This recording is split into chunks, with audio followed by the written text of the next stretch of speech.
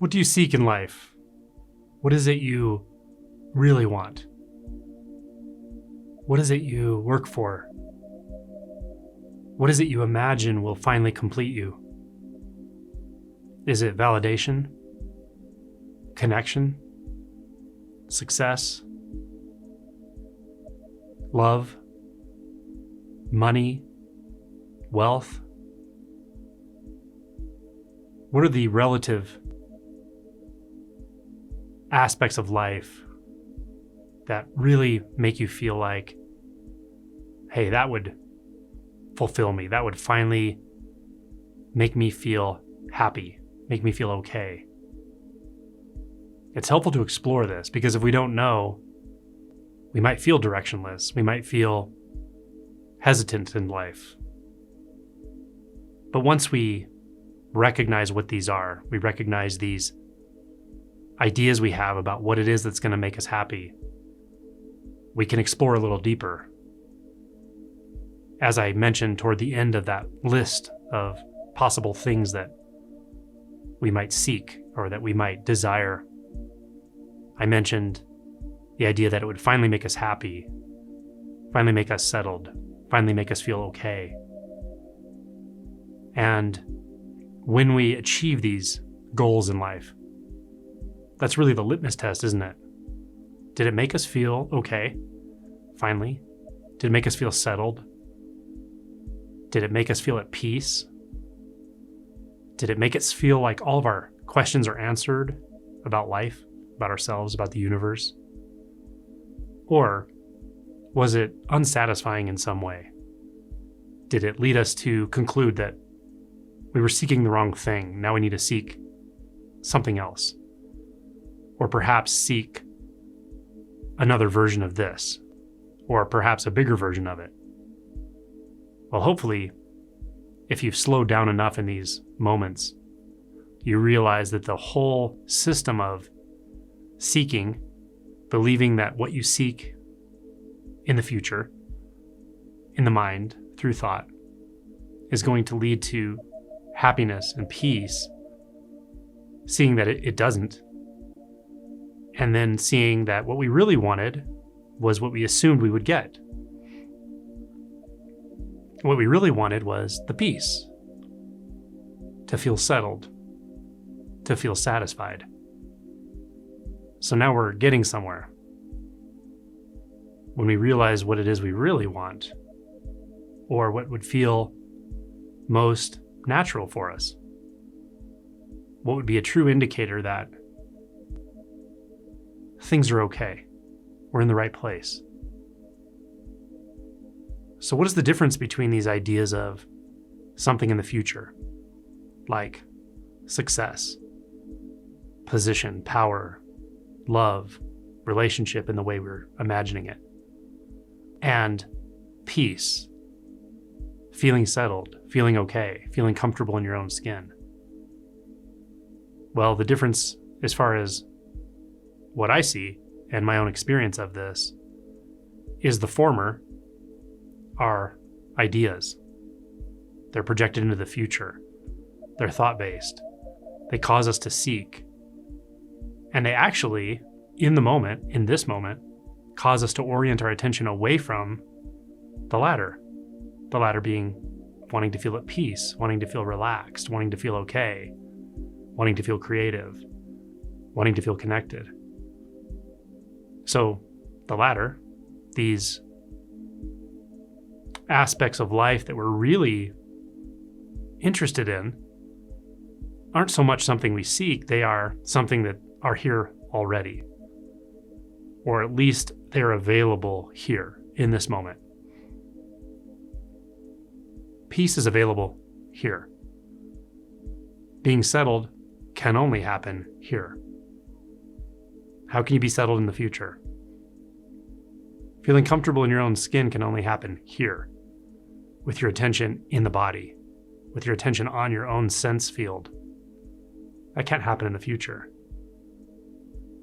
So the good news here is, when we see through the mental seeking, the future seeking, the belief that what's going to give us what we want is something that we have to chase, seek, find, wait for, force to happen, etc.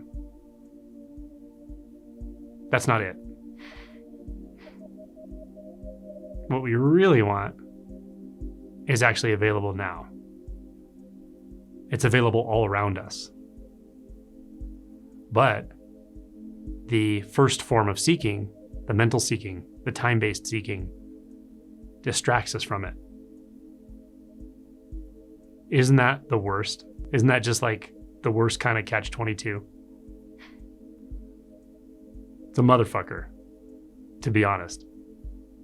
That getting hypnotized by thought, convincing ourselves that getting something in the future is going to finally make us happy, is exactly the mechanism we're using right now to overlook, distract from, and avoid, actually, the peace that is available right now, to avoid what we really want. What we really want isn't something in the future.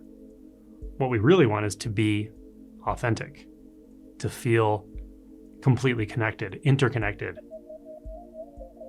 to know what true identity actually is, to see reality as it is, to live in truth. This is what we want.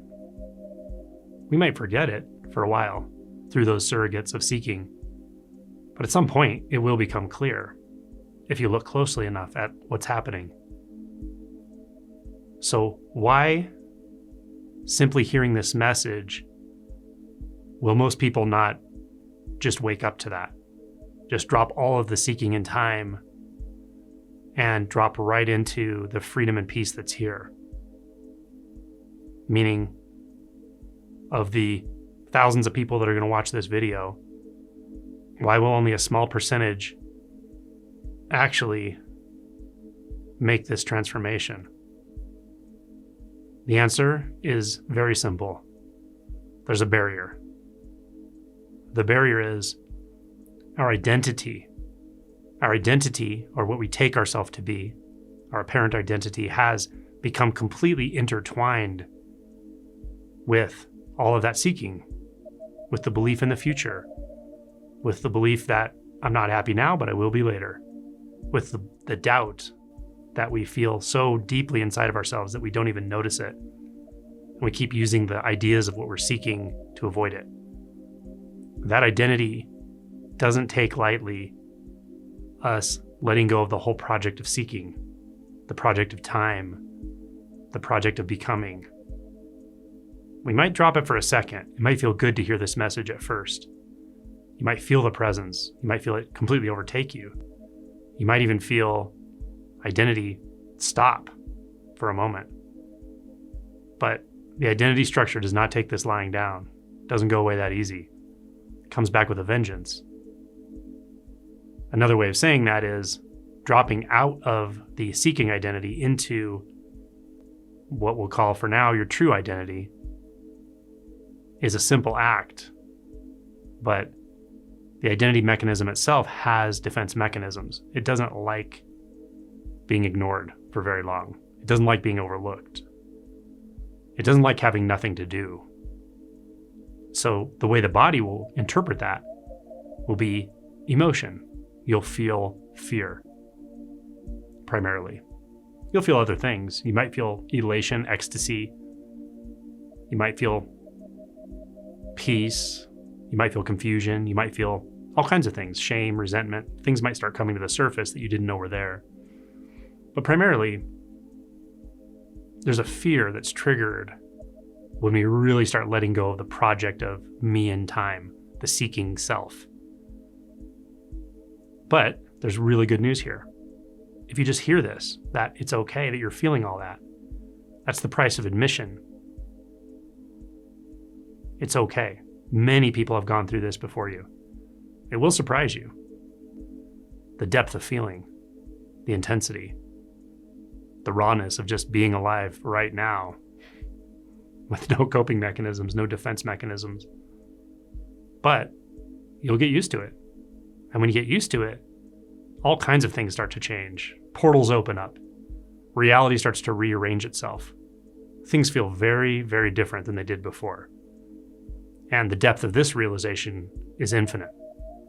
This rabbit hole has no bottom. This is what we call the unbinding process, the awakening process.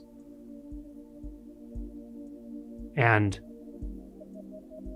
you have access to it if you're willing to forego all of that seeking. If you're willing to question thoughts, especially thoughts about you moving through time, thoughts of the illusory past and future. If you're willing to question these and disregard that which is seen to be false and drop right into what's here without thinking, not what you think about being here, but what's actually here. Don't take anything at face value when it comes to thought and concept. Rather, let go. Let the unbinding from thought and concept happen. See where that leads, which is deeper into this moment. But let go of all of those frameworks. Let go of all of those spiritual concepts. Let go of any label, including presence, now, enlightenment, self, I. Just let all of those thoughts go and see where this leads.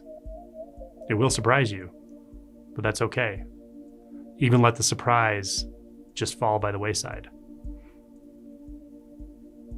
Let this journeyless inward journey propagate itself. Get out of its way. See what happens. Enter the mystery. That's what you're called to do if you've gone this far through the video. So let it happen. It's a natural process. Don't think about it. Don't plan for it. Don't conceptualize. Just let go. Let go of the identity. Let go of the illusion of time. Let go of past, future memories, dreams, fantasies, distractions. And reality will show you what it is. Truth will reveal itself, living truth. That is ineffable, meaning indefinable. This is your birthright. So why not take the journey?